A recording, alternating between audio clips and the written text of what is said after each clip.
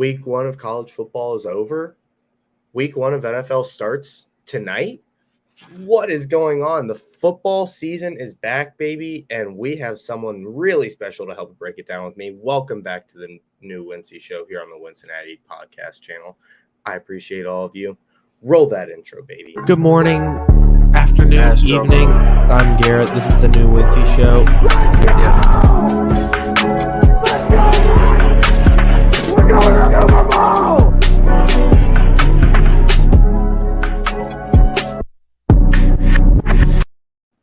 Good morning, afternoon, evening to everyone who's tuning in. I am G Money Garrett, and this is the new Wincy show. Thank you all for tuning in last week. Week 1 of college football is officially over, and my team is still atop the AP Top 25 poll. But we do have some new faces in familiar places, and I am here to introduce someone very special to this podcast network and channel, somebody who needs absolutely no introduction, one of the greatest people to give me this opportunity and to be able to allow me to reach out to you and give you all this content. Zim Cincinnati man Hude, what's going on? How are you? I'm doing good, man. Rocking out here in the free world, chilling. About to get some lunch pretty soon. But how about that intro? That intro is hard. That intro is hard. So good. I love it. That's my favorite intro. I like that intro better than my intro.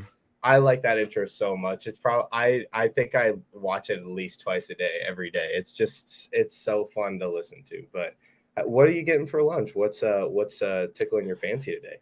I'm not sure. I'm actually hoping my wife makes me something. She's been making me. I actually had a Florida style crab boil yesterday. That's like crab legs, scalloped shrimp, potatoes, and a little bit of corn. That sounds really good. So I have some of that left over. I might make some quick pasta or something on the side or something like that. Oh, nice. I need to go to the Zim Hude house for dinner. Jeez, that's come through. I got you for real. Come through. I've been definitely eating pretty good. It's part of the reason why I always have to go to the gym because I eat a lot. So I need to go to the gym more. I need to follow in your footsteps. But anyway, if you're young. I try to keep all my stamina high at this young age, just to be able to, when I'm older, I can feel good about myself later. But either way, don't be like me with a fat belly, just trying to get your metabolism up and stuff like that. You gotta stay in front of it. I'm horrible about it. I just love Pop-Tarts too much. Pop-Tarts are my favorite. I feel like it's just my daily snack. Every time I come back from classes, I feel like that's the first thing I get out of my pantry. But I need to stop that. I need to drink. Everybody drink more water and eat healthy foods from the Wincinnati podcast channel. We support healthy living and dieting in this community. But either way, all right. College football, week 1. How crazy was the ending of that week? I know we were just talking off air about that NC State game, and the ending of that was absolutely crazy. The ending of the LSU game was crazy, and we had some teams that showed their dominance. I mean, Georgia absolutely pounded an 11 seed Oregon like they were nothing. It was like Bo Nix never even left the SEC, and it was a crazy weekend. If you look at some of these scores up here, I'll read them off to you guys if you aren't familiar with any of these scores that happened over this weekend. Baylor beat Albany 69-10. They hung 70 points on that team, and that is normal. Baylor wasn't even ranked, and they beat an unranked Albany team 70-10. And Ohio State beat a number 8 Notre Dame team, which is crazy to see in week 1. You usually never see that matchup, at least until 3 or 4 weeks into the season. But it was an opener of the season, and it was a great game to watch. I mean, Ohio State was down at the half, and they came back and just scored 14 unanswered points in the second half and came out with a victory. Kentucky looked great. Will Levis looked great, 37-13 against Miami, Ohio. Ole Miss looked great. Obviously, if you watched Stetson Bennett and that Georgia team, they just looked almost as unbeatable as they did last year, minus all of the people that they lost to the draft. I feel like they lost more than half of their defense and half of their offensive starters. But I mean, man, that Brock Bowers kid is just incredible. He gives me Tyler Eifert vibes when we drafted him back in the day. But now, is that the kid that plays for Georgia? yeah, Brock Bowers. He was a true freshman last year and was just dropping points on our heads last year in the Natty. It was real. I was so mad because there was nothing I could do. There was nothing we could do about it. There's nothing you could do about it. And it's just like that's what college football is, though. You're going to have those teams where they're just going to drop points on your heads like that, and then there are going to be games that are going to be close, like this Houston UTSA game, 37-35, number 25 Houston over UTSA. I mean, that's a close game. 37-35, that's 2 points. That's a field goal. But Cincinnati, with led by Luke Fickell going into this year, coming off of that college football playoff appearance, they didn't do too well. I think there's a lot of Desmond Ridder hangover from that team. I was disappointed after losing so many people in the draft. You lose Sauce, you lose Jerome Ford, you lose Desmond Ridder. I mean, all those big name guys, and a lot of your defense went to the draft. A lot of Cincinnati players. Alec Pierce, who's now wide receiver 2 on the Colts in the depth chart, he's balling out in training camp, and you have to find replacements for all of those guys.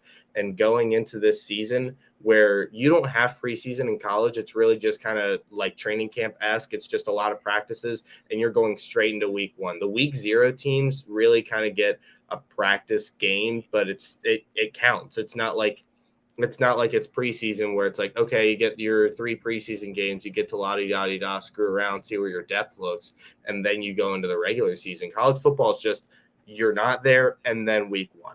And so it's hard for a lot of these teams who lose a lot of players to the draft. And that's why Alabama is always expected to not be number 1 every year. But after week 1, when you beat a team that bad, I mean, we played, I'm not going to be mean to them, but we played Utah State. It's not like Utah State versus the number 1 Alabama Crimson Tide is going to put up a lot of points, but I really wasn't expecting them to sweep like that. I mean, 55-0 is not that's crazy. It's not respectable.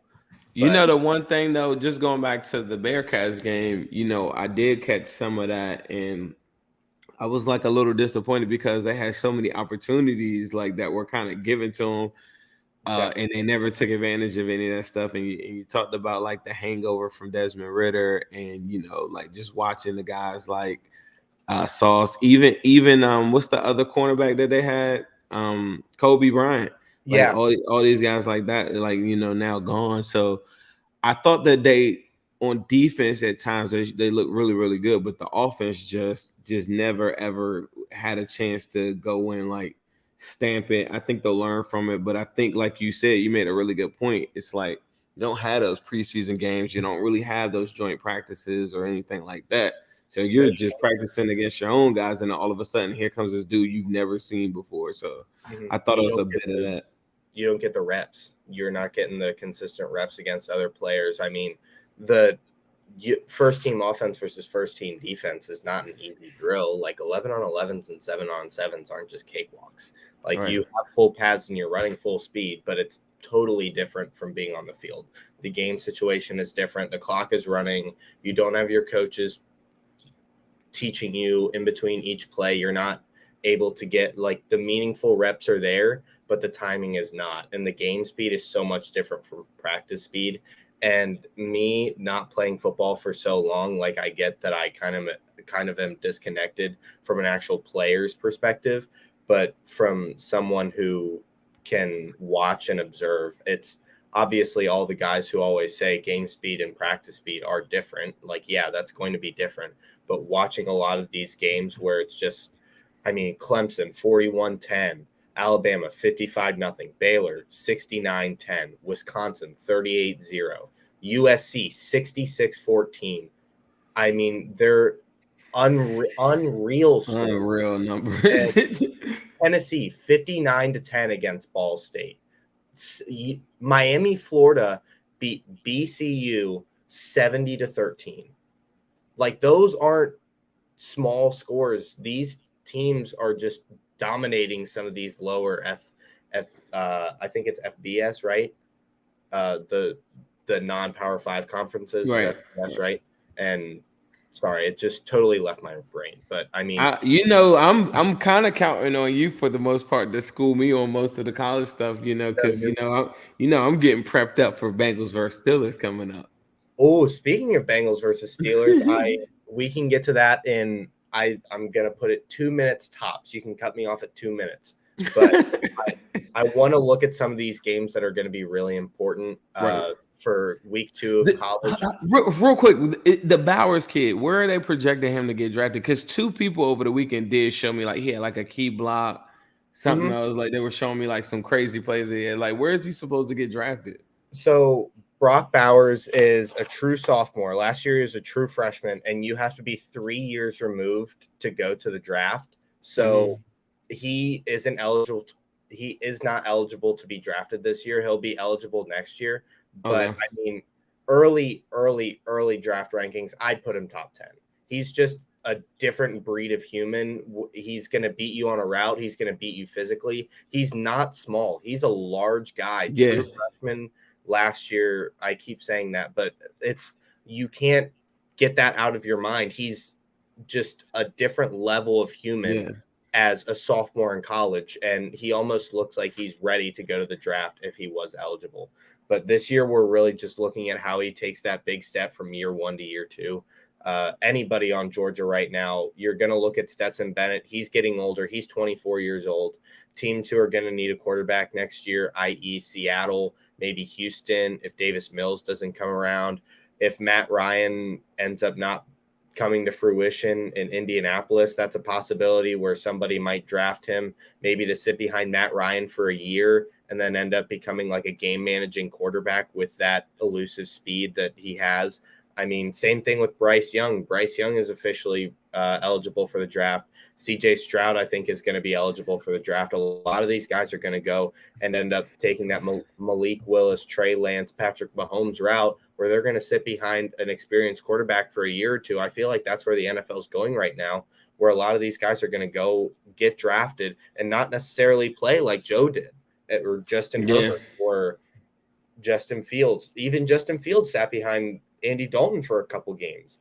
But it's just a different era of NFL football and recruiting from college. Is it really just, like, this is another thing too. It's just that I don't know if it's like a different era. In my opinion, I just feel like Joe Burrows and Justin Herberts of the world are just a different breed. Jamar Chase is like, I read all these articles or I see all these different pundits that are out here that are saying, who's this year's Bengals? Like, but people got to understand, like, it's just not practical. Like, there are going to be some really, really talented guys, but every single year, you're not going to get a Jamar Chase, Joe Burrow situations. That's what's so special about Cincinnati, and that's what's so special about what we're doing right now, is because it doesn't happen like people think. It doesn't. It's really hard for teams to just come out of the gate, right out of college, into the draft, and just perform like that. And I think a lot of these teams who are expecting, like, who is this year's Bengals, I don't really think that's, like, you've got a deep AFC this year. And I don't really see an NFC team who's going to take that huge step. And obviously, I don't really see anybody in the AFC. I feel like the AFC is pretty solid with who are the top teams and who are the bottom teams. But an NFC team isn't really going to jump out and, I think, make a huge run like that. The only team who I could possibly even see having that sort of season would be Carolina, only because they now have Baker Mayfield. And you think Carolina? I think I don't like Baker Mayfield. I don't think he's as good as everybody's making him out to be. I really don't. I've never. Who's making him out to be good? I think people think he sucks. I think somebody on Good Morning Football picked the Carolina Panthers to win the NFC South over Tampa Bay, which is crazy to me. I will say this though. I feel like the little bit that I've seen from Brady, and Jensen goes down, another key offensive lineman goes down for him. Mhm. Something really feels funny about like I think on his return, it felt like even I tweeted, I think the Bengals are going to play the Bucks in the Super Bowl like immediately. Like, but as it's kind of like transpired, and then I see him, he doesn't look as motivated. I don't know if y'all remember, it was like a week or two ago. He was out of practice. He didn't come to practice, and then he's Got a like, lot of "Yes." F going on, man. He was like, "I got a lot of stuff going on." He's at that age. It's like, sure, he wants to be the greatest of all time, and sure, he wants to do it, but he also is smart enough to know like he doesn't have to do anything ever again. No. I will say this though, for my sleeper teams, and I hear this on our Twitter spaces and stuff all the time, and I don't even really consider it a sleeper, but as far as like emerging out of like the NFC, I think the Eagles for sure, because of their offensive line play is really, really good, and their defense is really good too. The only position that I think they were really, really a little bit off was like safety, but I think they're going to play Chauncey Gardner at safety. The other team too that would be like, I think is going to be really, really fun to watch. They might lose a bunch of games, but the Saints with Chris Olave, we're talking wide receiver play, we're talking college football. Chris Olave, out of anybody in the draft, to me, went to the perfect situation for like his game, what he's going to do. If Michael Thomas is just 75% of anything that he has done in the last 4 or 5 years or whatever, I know he didn't play last year, but if he's just that, Chris Olave in a one-on-one situation is going to cook. And I think on a weekly basis, they are going to throw the ball a lot, and they are going to get a lot of yards, and they're going to be really fun to watch. And they still have Alvin Kamara in the backfield too. They're not. It's not like they're his court case is pushed past the season. Mm-hmm. So now he's playing. I think but isn't the what's that crazy dude that they drafted Penning? Isn't he hurt for the season? Or is he just hurt? I gotta look it up. I'm not sure. I can check. I'm gonna look it up while you talk about something. But that's the one thing. He was the highest graded offensive lineman like in the preseason and stuff, and I think he got hurt. I totally agree with you with the Saints take. I think that they're a team that's going to be a lot of fun to watch, and I don't want to jump on like a national TV bandwagon, but I mean, Dan Campbell and the Detroit Lions on Hard Knocks, it's hard for you not to root for them, which but looking at their schedule, I think they could win a couple sneaky games. Now that you have, I don't think Jared Goff is going to take that team and destroy anyone. But when you have Amon-Ra St. Brown, and now they just drafted J-Mo, and I think J-Mo's going to be out for a couple weeks because of the ACL thing from the Natty. But that's a little different.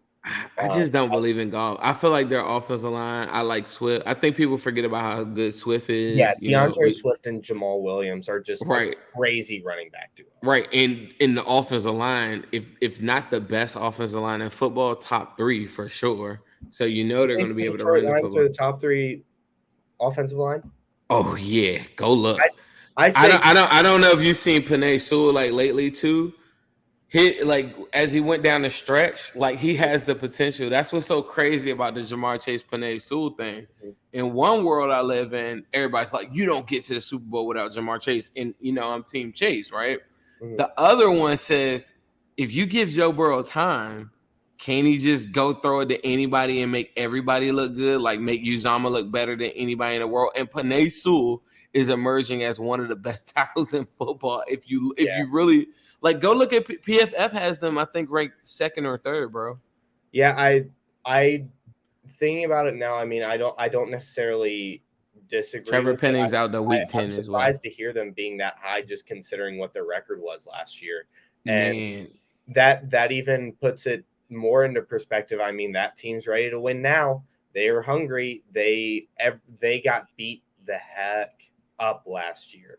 I mean, losing on the longest field goal ever, and it barely went in. Justin Tucker got lucky with the bounce, and I mean, Detroit just got mollywopped in some games last year, and they're ready to give it back. So I wouldn't be surprised if they ended up not necessarily making a Bengals-like run, but to be a team that's going to go in and they're hungry.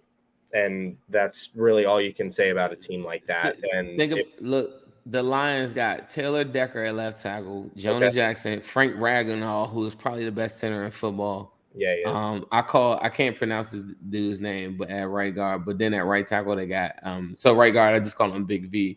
But then right tackle is Penei Sewell. Okay. Think about it: they have 3 first rounders, a third rounder, and then a really really high paid free agent like for their offensive line. They could all have a legitimate case, except for the right guard, I think, to be like the top of the, top 10, top 5, like in their position groups across the NFL. But going back to last year, they really sucked, like just executing plays, and Swift wasn't there at times or whatever, and whatever it's going to be. However you look at it, they lack the skill positions. It's the exact it's the reason why it was always Chase over Sewell to me. It's like, okay, I got all this extra time to block, but who am I throwing to? Is that guy getting? How fast is that guy getting open? So then you got guys like J-Mo, like you saying. I think he can get open really fast, but he's not available right away. Yeah, so. Like, would a Rashad Bateman in the second round be able to outrun more than half of the Chiefs defense in a must-win game to get the AFC North clinch? No, like that's. I think to compete like in the AFC too, in the NFC is totally different. That's the argument I think against Lamar Jackson or something like that. It's like, okay, I'm a efficiently run the football every single week. I'm going to just kill teams by running the football. Same thing with the Browns. Yep. But what happens if I play a Chiefs team that just jumps out to like a 14-point lead on me? Yep. What happens if I play a team that's 21-3 and the game doesn't go my way? How fast can I score? Mm-hmm. But, before the time is running out on you. And that's where Jamar Chase comes in. It's just like, and you got to have that. It's got to be lightning. You got to be able to get it. It's got to be 3 plays max. You have to get down there 1, 2, boom, in some sort of scoring position. You can take a minute and a half off the clock, and now you're down a touchdown. You get one good stop, maybe a field goal, and you're only down 10. Boom, another minute and a half, you're only down 3, and the game's changed. And now it's the end of the first half, and you have no idea where your 14-point lead went, and now you're only up 3, and you have to kick the ball away.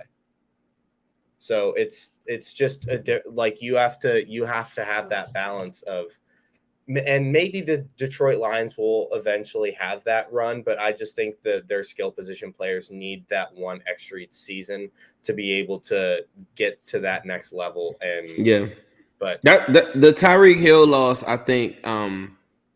Like kind of switching up a little bit. Like, I don't know if you saw this. Jordan Palmer made a comment yesterday. He was saying there's only 3 guys in the league that have the capabilities of just hitting that switch. And people were like, oh, man, what about Derrick Henry? What about Deebo Samuel? I'm like, they're not Jamar Chase. Like, they're not Jamar Chase. They're not Lamar Jackson. Like, his 3 people were Tyreek Hill. It was Jamar Chase and I just said it. Oh, and Lamar Jackson. So those 3 guys were the guys that he was saying. Oh, excuse me. Sorry about that in the background. But the 3 guys that he was saying is that, those are the most explosive people in the NFL. And people were in the comments like, no, you're not. And they don't understand. Like, sure, Derrick Henry is a phenomenal running back. But I can if you're making a case for Derrick Henry or Deebo Samuel, you just clearly haven't watched the Bengals play a full game. Like, this guy breaks tackles. He makes electrifying plays at the end of halves in every single game. He only needed 81 catches to go break every record that the NFL has ever had for a rookie wide receiver. It's like people do not watch the Bengals. And what makes it so even more amazing, we're talking about these big splash plays. What if I told you that same team had another wide receiver that is now like one of the more accomplished wide receivers before the age of 23 in the National Football League? And what if I told you that same team had one of the most reliable sure-handed running backs in Joe Mixon since 2017, is ranked 5th in all rushers. We talked about Kamara, you talked about McCaffrey. Mixon is ahead of all of those guys, like, like in whatever stat is any category that you want to name. So it's just so crazy to put that all together and then watch the national pundits just not even pay attention to that stuff. That's not even taking into account the fact that you have a top 5 quarterback in your backfield leading the head of your monstrous offense, who just got upgraded with 4 out of 5 new starters, and not including the best slot wide receiver in the league by far statistically. And even when you watch him, he does more than just catch slants down the middle of the field. Like, he can do a lot of stuff. Tyler Boyd is an absolute dog. Speaking of Tyler Boyd, I actually have my signed Tyler Boyd jersey up there. I'm looking at it right now. Prayers up for my guy. I love him. Absolutely. He's going to tear apart the Steelers this Sunday. But speaking of the Steelers this Sunday, week 1, Sunday, noon. It's here. And I know you're close to leaving here, so I'm just gonna if you could give, let's say, a 30-second game prediction for you for this Sunday at noon p.m. Central, 1 p.m. Central time for everybody in Cincinnati. Go ahead.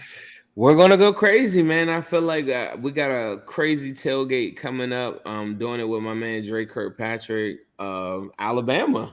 Roll Tide, right? Let's go. So yeah, we're doing that tailgate there. I'm gonna have Uzi in the building, so it's gonna go crazy. We're gonna, have fun before the game, and I stress that the people, like, no matter the outcome, I just look at the Bengals and just look at the next 10 years and just say, like, bro, we're going to go off. The Bengals, though, as it pertains to the Steelers, last 3 times that we played them, we've outscored them, I think 96-32 or something like that. Yeah. So it's been super, super lopsided. 6.5 point spread. It is supposed to rain the whole entire day or whatever, so it might be like a messy game, which I think works more in their favor. But if you're thinking about their run defense from last year, it was really bad. So I don't know if that works in their favor at all. But, like, I think they need a messy game. I think they need a trick play. I think they need a special teams kick return. Like, you need those type of things to happen for them to win. Because Mitch Trubisky, I think early on, if they could just make them feel uncomfortable, I think it's over. I think it's over, like, at the very beginning. If they just make him feel uncomfortable, if they let him get involved with the script of the football game and feel comfortable, like on some Mike White type stuff, then those are the games that you sit back and say, how the heck are they still in it? You know what I mean? Like, you gotta make those quarterbacks feel uncomfortable at the very beginning. If they do that, then I think the game is over and I think we win. I want to make sure y'all keep on following my man G Money on Wincinnati Pod. I gotta head on out of here. Go to zimhude.com. We're in savage mode. Peace. Thank you, Zim. I appreciate it so much. And that was Zim Hude. Thank you so much to him for joining the show. My prediction is I agree with everything he said. I think Mitch Trubisky hasn't started a meaningful football game since before we were projected to win the AFC North. I mean, he hasn't started a meaningful football game in what feels like forever. And obviously he did well in camp to win the starting job of the Pittsburgh Steelers. So he's got to be doing something right. I'm not really too concerned about that on their end, but I think, like he said, it's just going to be a messy game. You got to go and take what you're given. It's not going to be a throw first day. It's definitely going to be figure out where the game stands and how you're going to approach the next play. And I think it's going to be a lot of one play at a time, not really worrying about the drives. I think they're 6.5 point spread. I don't really underestimate or overestimate that. I think it's going to be really chippy, really close. First game of the year, week 1, Sunday NFL football. Let's go, baby. Who day? We're all here for it. My prediction: Bengals over top of the Steelers, 27-14. So there we have it. I have us starting 1-0. I think a lot of us Bengals fans would also have us there. But I don't want to set that in stone. I'm not too I'm not too big into counting my chickens before they hatch. So we're just gonna go out, take it one play at a time, and just enjoy the Sunday full of NFL football. The official week 1 is back. Football is back. College, NFL, everything. Thank you so much for tuning in and listening. I appreciate all of you. Follow me at the New Wincy Show. Follow Zim at Zim Hude. Follow me at New Wincy G. Thank you so much for tuning into the New Wincy Show. NFL football is back. Good morning, afternoon, evening to everybody who showed up. Hude, and good night.